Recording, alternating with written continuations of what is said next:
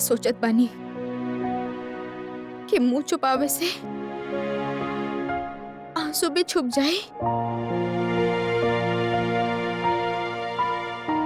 आपके लागत बा कि हम अपन सगाई टूट जाए से बहुत परेशान बानी। हाँ, थोड़ा दर्द जरूर भइल बा, काहे कि हम इमरान के बहुत पसंद करेनी।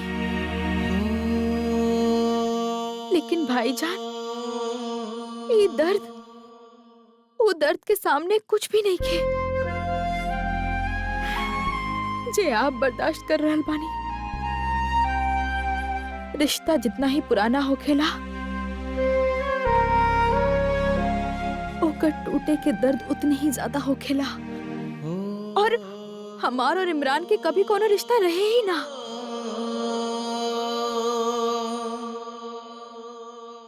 आपके और असद भाई के रिश्ता हमेशा से बा। आपके और असद भाई के रिश्ता की कुर्बानी हम अपन खुशी के महल खड़ा करके ना कर सके नहीं ना भाईजान। ये खातिर हमें रिश्ता बस निखत, अब आप एक लफ्ज भी ना कही है। असद भाईजान आपसे बहुत प्यार करेले। वो आपसे इतना प्यार करेले कि वो आपके खातिर जान तक लुटा सकेले। आप जाने ली, आपके निकाह खातिर वो अपने और हमरे रिश्ता के छुपा के रख ले। जाने ली काहे? ताकि आपके निकाह में कोनो मुश्किल ना हो। आप हम दोनों भाई की छोट बहन बानी निखत। और असद भाई हमके सिखाए बाड़े कि भाई बहन के खातिर हर कुर्बानी दे ले। अपने बहनन के खुशी की जिम्मेदारी हमनी के बा, चाहे वो कितना बड़ी ही काहे ना हो। अगर आपके खुशी के खातिर हमके असद भाईजान से अलग भी रहे के पड़े ना, तो हम वो कीमत भी अदा करब। निखत, हम असद भाईजान से ना मिलब। ना ना भाईजान। आप जाने ली भाईजान, हमने के इतना मोहब्बत दिले बाड़े कि इस जिंदगी में का आवे वाला कई जिंदगी भी उनकर खातिर काफी बा।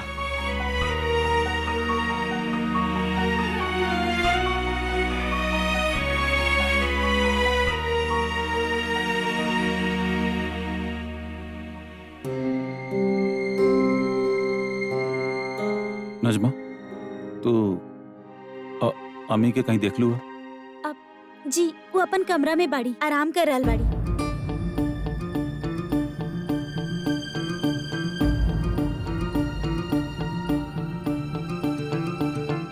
भाईजान, आप ठीक तो बानी ना? हम ठीक बानी। तू जा पढ़ाई करा।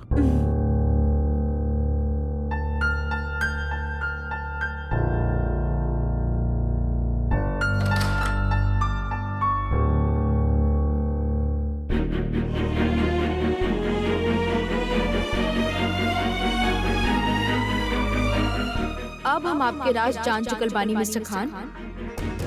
इनफैक्ट हम तो ये भी जान चुकल बानी कि रोज रात के आपसे के मिले आवेला और काहे मिले आवेला। I mean, पर्सनली हमके ऐसा ही लागेला कि कम से कम ये बात पप्पी के बतावल जा सकेला। अगर आप थोड़ा अनकंफर्टेबल फील कर रहल बानी तो हम आपके हेल्प कर देतानी। हम पप्पी के बता देतानी। जरूर जोया ही अम्मी के बतेले हुई कि हम और अयान मिले ली। सलाम वालेकुम। वालेकुम सलाम। अगर आप बुरा ना मानी तो हमरा पास आपके खातिर एगो टास्क बा। एक्चुअली हमरे पास तोरे लिए एगो टास्क बा। रियली? टेल मी ना। आप जाके अपन बैग्स पैक करी और कल सुबह होते ही यहाँ से निकल जाइए। ओह, कोनो सिक्योरिटी प्रॉब्लम बा? Shut up. Sorry. Not one more word. हमारा डिसीजन फाइनल बा। कल सुबह होते ही आप यहाँ से चल जाएंगे। Do you understand? But mister Khan, ऐसन का हो गई? हमके आपके कोनो एक्सप्लेनेशन देवे की जरूरत नहीं है। कल सुबह हमारा मीटिंग बा। हमारा लौटे से पहले आप यहाँ से चल जाइए।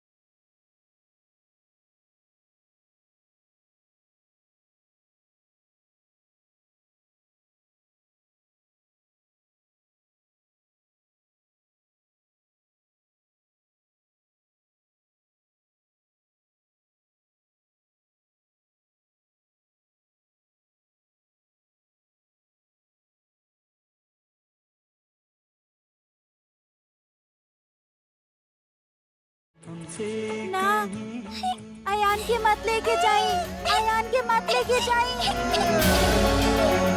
अयान के मत लेके जाइए। छोड़ो। अयान, असद, अयान के मत लेके जाइए, अयान के मत लेके जाइए। असद रुको। अयान, असद, ना, अयान के मत लेके जाइए, अयान के मत लेके जाइए, अयान के मत लेके जाइए।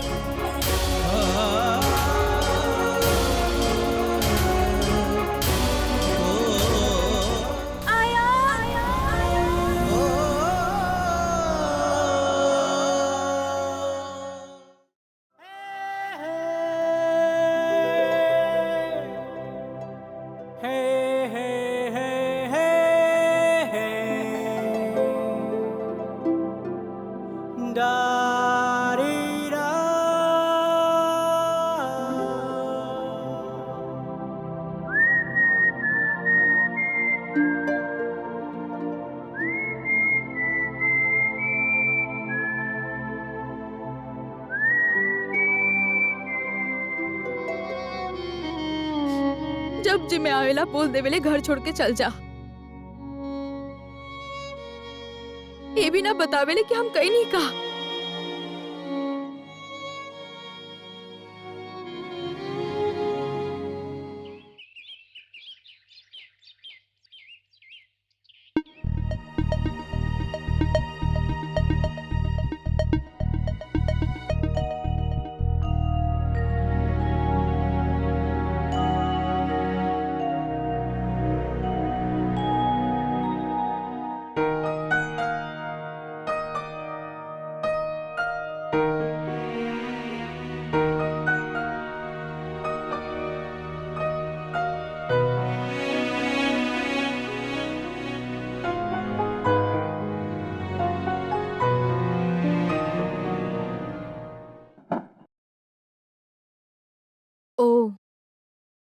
आपके घर में रूम फॉर रेंट 1 वीक बाद अवेलेबल बा?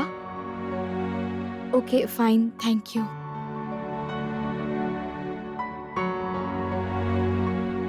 आप ही और जीजू यहाँ कोनो होटल में अकेले रहे के परमिशन त ना दी है। हमके कोनो डिसेंट सा फैमिली ढूंढे के हो कि जेकरा साथ हम एज अ पेइंग गेस्ट रह सकी।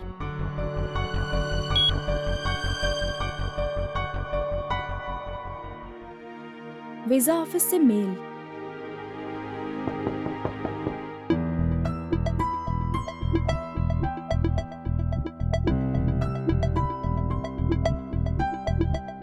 Don't worry mister Khan, almost हमार पैकिंग हो चुकल बा। हम जा रहल बानी थोड़ा देर में। अल्लाह मिया, व्हाट्स रॉन्ग विद देम? ये हमरा साथ ऐसा कैसे कर सकेले? अरे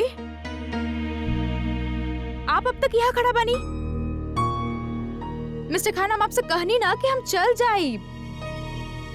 हम बस हमके वीजा ऑफिस से अभी मेल आइल बा। वो हमार वीजा एक्सटेंड करे से मना कर देले बाड़ी। अब हम सिर्फ इंडिया में 1 महीना तक ही रुक सके नहीं।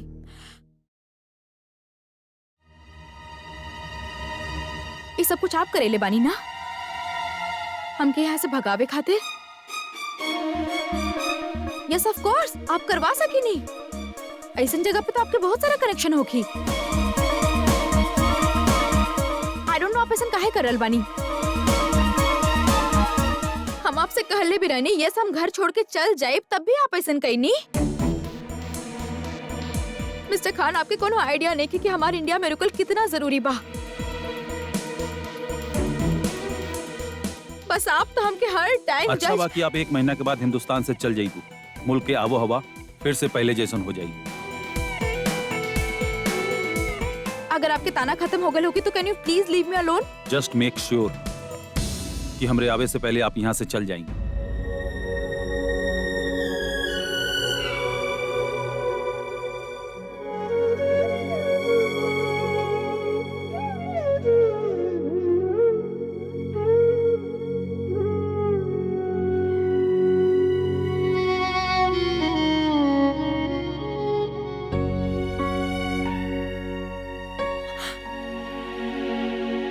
अब हम 1 महीना के अंदर अंदर अपन अब्बू के कैसे ढूंढब?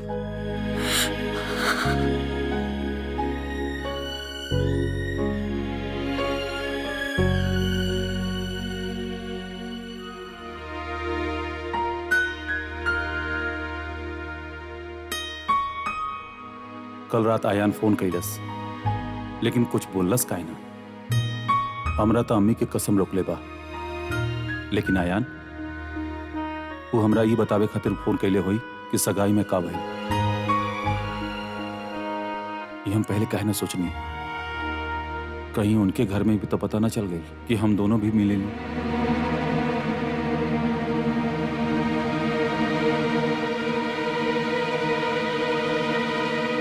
सर,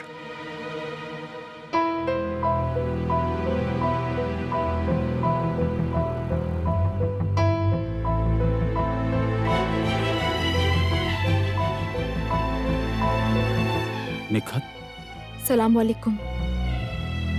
वालेकुम सलाम।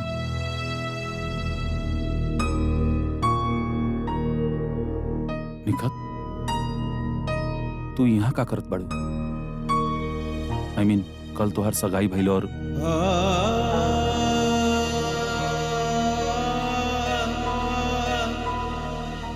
तो हर सगाई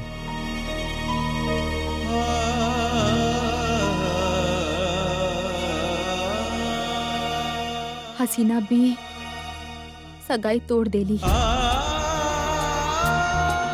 काहे की? काहे कि उनके हमरा बारे में पता चल गई। निखत, प्लीज हमरा माफ करता। भाईजान, आपके माफी मांगे की कोनो जरूरत नहीं खे। हम तो बस आपके ई बतावे आयल रहनी कि घर पे परेशानी बहुत बढ़ गई बा। हम सबके आपसे मिले खातिर मना कर दिया गई बा। और अम्मी ता अयान भाईजान के कसम दे देले बड़ी कि आज के बाद वो कभी आपसे बात ना करी है। और ये सब हमरा वजह से हो रहा बा।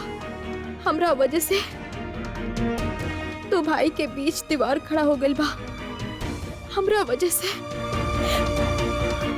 आप दोनों के अलग कर दिया गई बा। खुद के इल्जाम मत दा निखत। ई दीवारी दू खानदान के बीच में तू न बनैलू है। ई 17 साल पहले बनावल गईल रहे। लेकिन वो दीवार पे भाई लोग के मोहब्बत के खिड़की तो रहे, पर अब वो भी हमार वजह से बंद हो गई बा। हमार दोनों भाईजान हमरा खातिर इतना बड़ा कुर्बानी दे रहल बाड़े, हमें ना देख सके नी भाईजान। निखत हमके बोले दी भाईजान, घर में केहू हमके बोले ना दी। हमके पता बा कि आप हमार बात जरूर सुनब। घर के लोग चाहे कुछ भी सोचे, लेकिन जे आपके और अयान भाईजान के रिश्ता बा वो एगो मिसाल बा जे साबित करेला कि सौतेला भाई भी सगा भाई से ज्यादा प्यार कर सकेले। और हम आप दोनों के अलग ना होके दे, चाहे फिर हमके ताउम्र घर में कुंवारी काहे ना बैठे के पड़े। दोबारा ऐसा कब्बो मत बोलिया।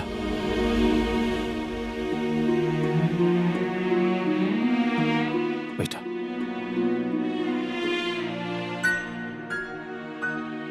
एक बात बता भाई, इमरान कैसन लड़का बा? तू पसंद करेलू ओकरा? जी, लेकिन उनकर अम्मी रोज कुछ ना कुछ फरमाइश करत रहेली।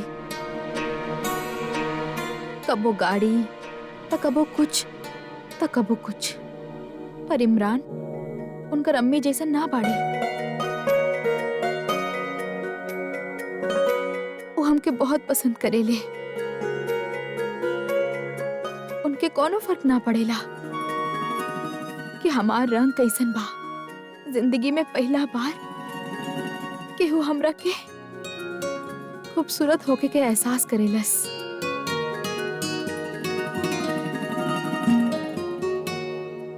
लेकिन भाईजान अभी निकाह ना हो सकेला। हम आपके और अयान भाईजान के कबो जुदा ना होके देव। इस सचबा के अयान से दूर रहे के फैसला हमार जिंदगी के सबसे मुश्किल फैसला बा। लेकिन अगर हमरे वजह से तोहार निकाह से ना होता जेकरा तू चाहे लू, तो ये गम लेकर तोहार भाई पूरा जिंदगी जी ना पाई। तोहार निकाह जरूर हुई और इमरान के साथ ही होगी। हमरा पर भरोसा रखा। अब जा, घर जा, और अगर कब्बो हमार जरूरत पड़े तो तू हमरा फोन कर दिया। लेकिन हाँ, दोबारा हमसे मिले मत आइए। It's too dangerous. चलो।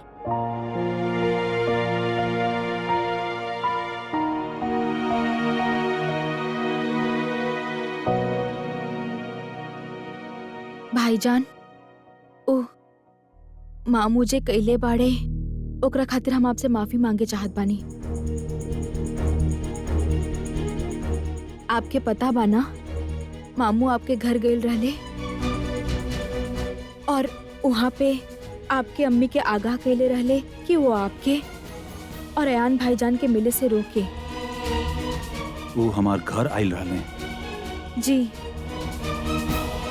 हम उनका उमानी से बात करते सुन ले रहनी, और वो आपके अम्मी से बड़ा बदतमीजी से बात कैले रहले।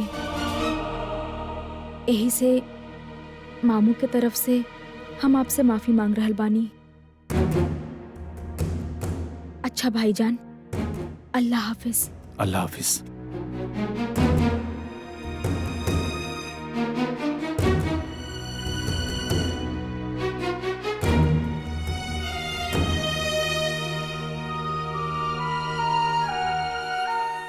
तो ये सब अम्मी के मामू बतैले रहले। जोया ना, आप जाके अपना बैग्स पैक करी और कल सुबह होते ही यहाँ से निकल जाइए। ये हम का कर देनी।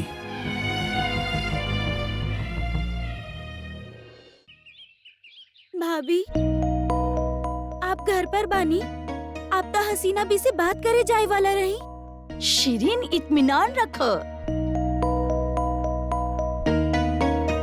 हम हसीना के घर फोन कैले रहनी ता? पर का करी, वो फोन पर ही ना आई। तब ना ना, हम फिर भी कहलवा देले बानी कि हम उसे मिले आवे वाला बानी। बाकी अगर वो फोन वापस ना कैली तो हम फिर का करब? ऐसा ना बस शिरीन, फोन करी है वो। भाईजान,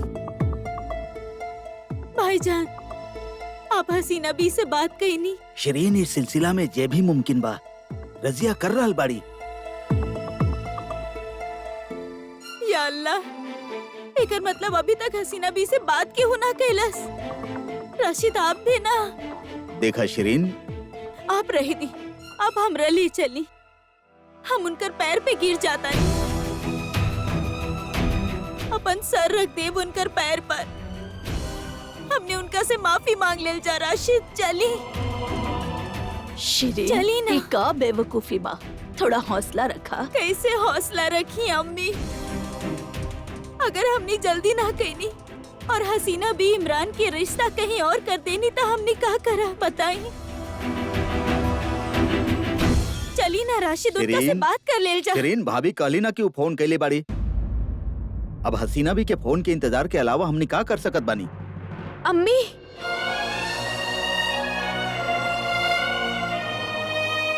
ये आप का कर रहल बानी? हमरा खातिर खुद के नीचा गिरावे के कोनो जरूरत नहीं के।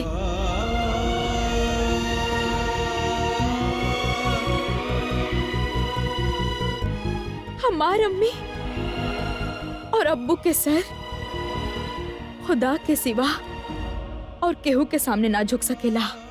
निखर, बेटा आप खामोश रही।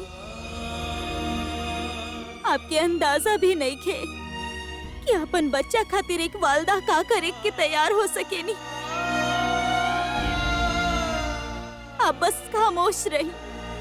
पर अम्मी, निखत, तोहरा फिक्र करे के कोनो जरूरत नहीं है।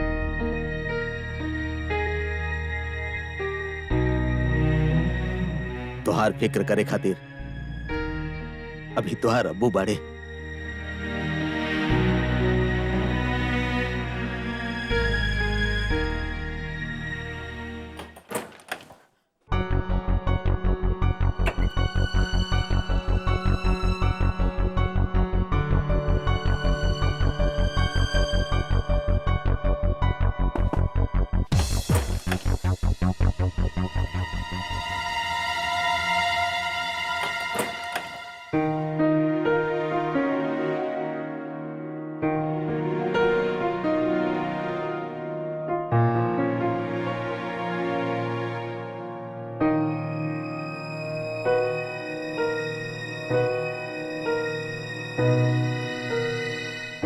ताबी चेक करे आइल बानी कि हम गईनी कि ना गईनी। डोंट वरी मिस्टर खान, जाहिर रहल बानी।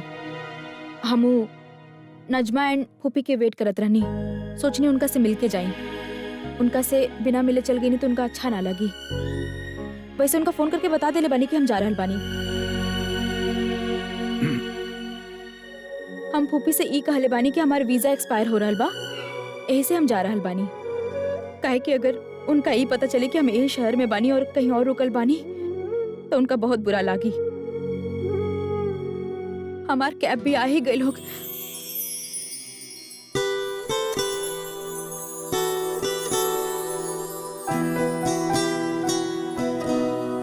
और हाँ, आप भी फूफी से यही कहब कि हमार वीजा एक्सपायर होत रहे, यही से हमके जाए के पड़ल। लेकिन आपके वीजा एक्सपायर होए में 1 महीना बा। तो आपके अकोमोडेशन मिल गई? अभी ना, पर इट्स ओके। कुछ दिन कोनो होटल में रुक जाई, बाद में कोनो पीजी या ऐसन कोनो एकोमोडेशन देख ले। आपके फिक्र करे की कोनो जरूरत नहीं है। ई सब होटल पीजी काहे आप आप कुछ और सजेस्ट कर रहल बानी? ना हम कहत रहनी कि आप यहीं रुक जाई।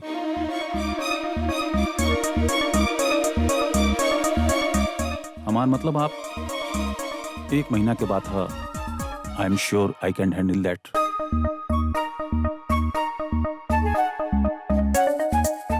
तो आप रुक रहल बानी, आप अनपैक करी, हम कैब के मना करके आवतनी।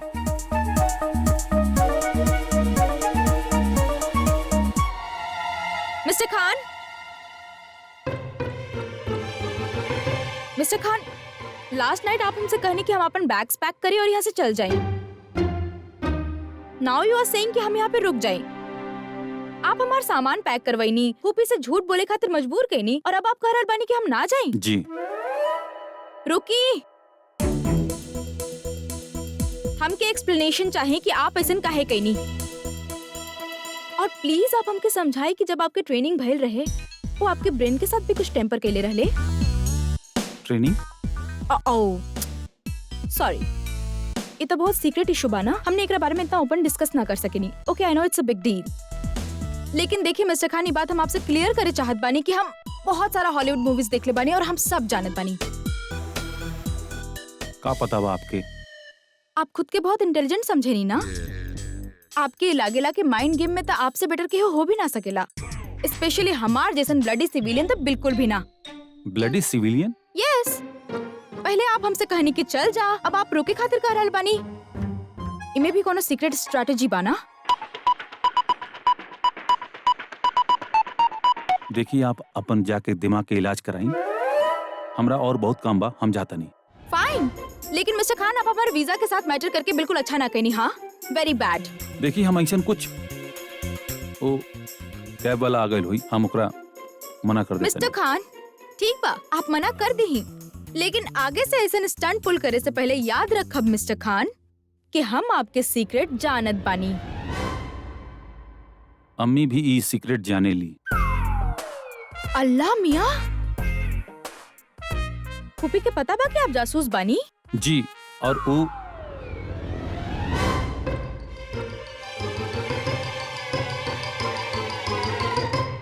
जासूस। I mean, फूफी के पता बा कि आप इंडिया के सीक्रेट एजेंट बानी? हम जासूस हैं। यस, और ये बात हमके पता होकला के बावजूद भी हम केहू के ना बताइनी।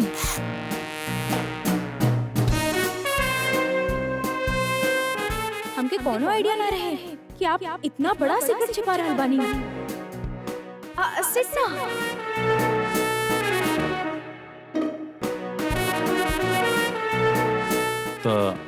तबे आप इतना अच्छा से बिहेव करत रहनी और हमरा से डरत भी रहनी। ऑफ कोर्स, आप जे उ दिन हमके गन से थ्रेटन कईनी, I was like, well I know उ दिन हम थोड़ा सा रूड रहनी, बट हम का करती mister Khan, I was really upset. बट एनी हाउ, हम आगे से भी ध्यान रखब और आपसे अच्छा से बिहेव करब। आप हमेशा अच्छा बिहेव करबू? जी। ठीक बा, अल्लाह हाफिज। अल्लाह हाफिज।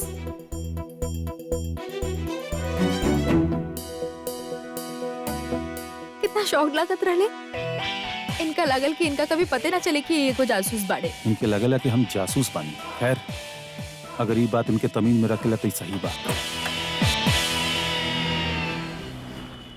ऐसे कैसे मान जाई? ए रिश्ता खातिर तोहार खानदान पर ते इतना बड़ा दाग बा। हाँ। दाग धुल भी सकेला। असद मियाँ, दाग तो ना धोवल जा सकेला।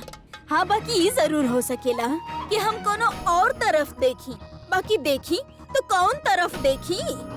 हमरा घुमा फिरा के बात करे की आदत नहीं खे। का चाहता नहीं आप? साफ साफ कहीं।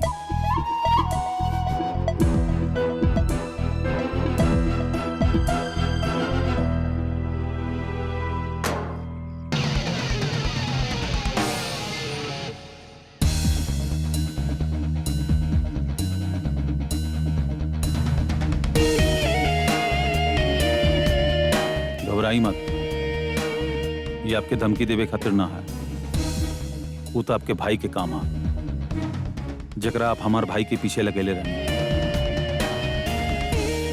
ई गन वही के बा, और वो अभी तक एकरा लिए मिसिंग रिपोर्ट भी फाइल नहीं के कइले, काहे कि वो ई गन इलीगली यूज करत रहे।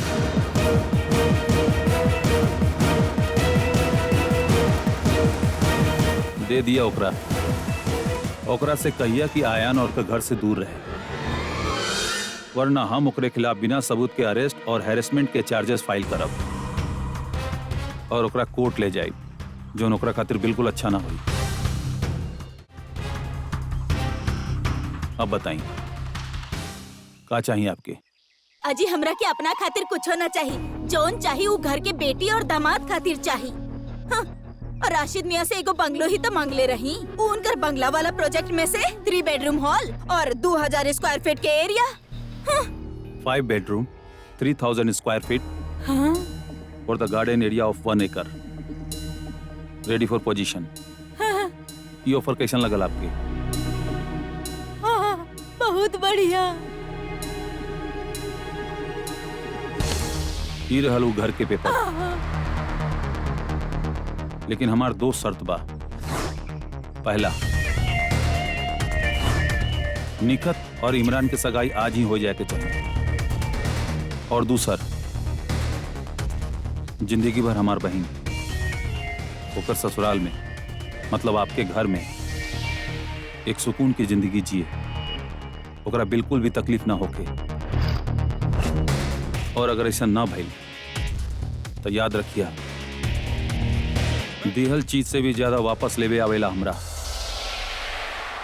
आप बेफिक्र रही, आप जैसा चाहब वैसने होखी। हमरा के ना आदमी के पहचान बा।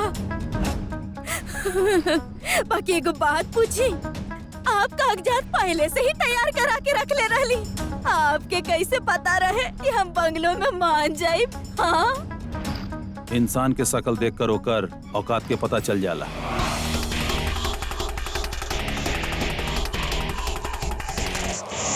हमरा भी आदमी के पहचान बा। अल्लाह हाफिज। हाँ, अल्लाह हाफिज, अल्लाह हाफिज।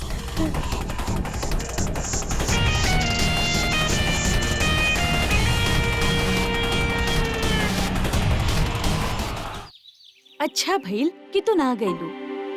वैसे तोहर वीजा के एक्सटेंशन भइल कैसे? अर्ज कैले बानी, सुई में जाला धागा, button goes in the cause.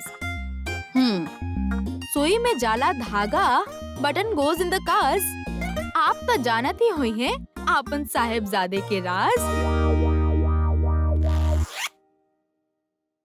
साहिबजादे के राज मतलब असद के राज। ई वीजा वो एक्सटेंड करवाइले बा। वीजा फूफी, ऊ चाहे ना तो हमके पूरा इंडिया के पासपोर्ट बनवा के दे दे, और इंडिया ही काहे, ऊ चाहे तो हमके कोनो भी मुल्क के पासपोर्ट बनवा के दे सकेले। एंड आई एम श्योर उनका खुद के पास भी ना दर्जनों पासपोर्ट होखी। दर्जनों पासपोर्ट? पासपोर्ट ना भइल केला हो गइल सोया। फूफी, आप तो ऐसे रिएक्ट कर रहल बानी जैसे मिस्टर खान खातिर ही बहुत बड़ा टास्क होखे। अरे वो तो ऐसा काम यूं कर दी है।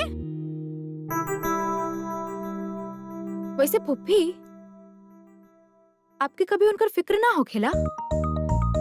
फिक्र काहे ना होला, बेटा बाऊ हमार। अगर फिक्र होखेला तो आप उनका कैसे अलाउ कर सकें इतना डेंजरस काम करे खातिर?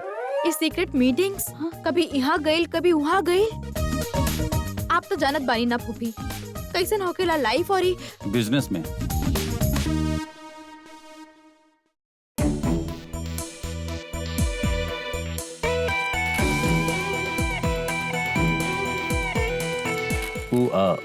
सारा दुनिया में कंस्ट्रक्शन साइट सेटअप करल, कभी यहाँ कभी वहाँ, बहुत एक्साइटिंग होखेला। ओह, नजमा साथ में बिया, एक खातिर मिस्टर खान असलियत छुपा रहल बाड़े। हमरा एगो कॉफी मिल सकेला प्लीज? या, I'll get it, मिस्टर खान।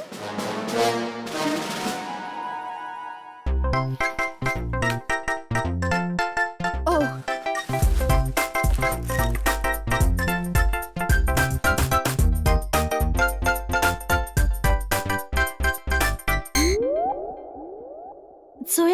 कहत रहे सीक्रेट्स, डेंजर। अम्मी आप ओकर बात पर ध्यान मत दी। ओकर दिमाग तनी हाँ,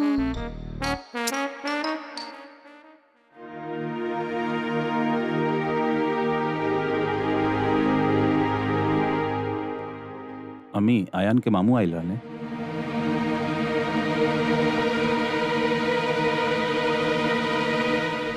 अम्मी हमके भूख ना बा। काहे आयान रुका, 1 मिनट रुकी। कल से आप कुछ ना खैले बानी, काहे अपने आप पर जुल्म कर रहल बानी? जुल्म ता ई बा अम्मी कि हमके हमरे भाईजान से मिले के इजाजत ना बा। आप खुद वादा कैले बानी। हमसे वादा लिहल गइल बा अम्मी, और बहरहाल में वो वादा जरूर निभाई बा। लेकिन कम से कम जिंदगी के बाकी फैसला तो हमके खुद करे दी। आयान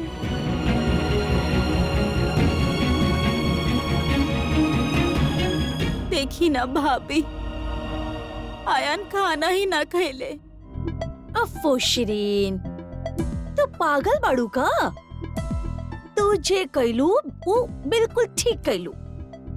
अरे कभी कभी बच्चन के भलाई के खातिर उनके साथ थोड़ी सख्ती करे के ही पड़ेला। शायद आप सही कह रहल बानी भाभी। आयान के एक तरह से उदास हमरा से देखल ना जाला। हमार दिल रोवेला। ऐसा लग रहल बा जैसे हमने के खुशी के केहू के नजर लग गइल होखे। कुछ भी सही ना हो रहल बा। हसीना बी के भी फोन ना आइल ना अभी तक। ना, पर शिरीन हम सोचत बानी कि आज ही जाके हम हसीना से मिलके आवतानी। कुछ भी करके ये रिश्ता करा दी भाभी।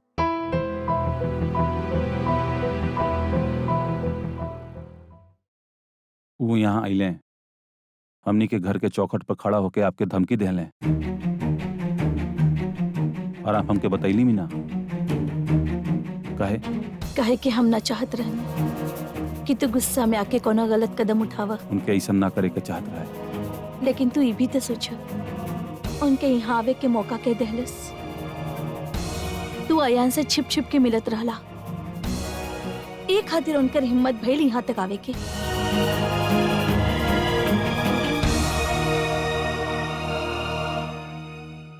असद, वादा कर कि तू उनसे कुछ ना कहबा। देखल चाहे तो उनकर भी कोनो गलती ना बा। उनकर गुस्सा जायज बा। निखत के रिश्ता जे टूट गई। लेकिन ये उनका हमनी के पहले बतावे के चाहत रहे, खासकर जब ये रिश्ता हमरे वजह से टूटल है। रिश्ता तोहरे वजह से ना टूटल बा असद। तोहरे में कोनो गलती ना बा। तकदीर से के लड़ सकेला? जे कुछ भइल वो ओकर तकदीर में लिखल रहे। अम्मी तकदीर में इमरान और निखत के साथ में रहल ही लिखल बा। हम जानत बनी हसीना भी एगो लालची औरत बिया। हमने निखत के ऐसन खानदान में ना जाए दे के चाहिए। लेकिन हम इहो जानत तनी कि इमरान एगो बहुत अच्छा लड़का बा और निखत ओके बेहद पसंद करेले। ओकरे साथ खुश रही। अम्मी निखत हमार बहन बिया और हमरे वजह से ओकर खुशी पे आँच आए, ऐसा हम कैसे होके दे? मतलब तू रिश्ता वापस करवा देहलस? हसीना मान गेली फिर से सगाई खातिर? आप लोग सही सुननी। हमनी यहाँ सगाई के रस्म ही पूरा करे आइल बानी।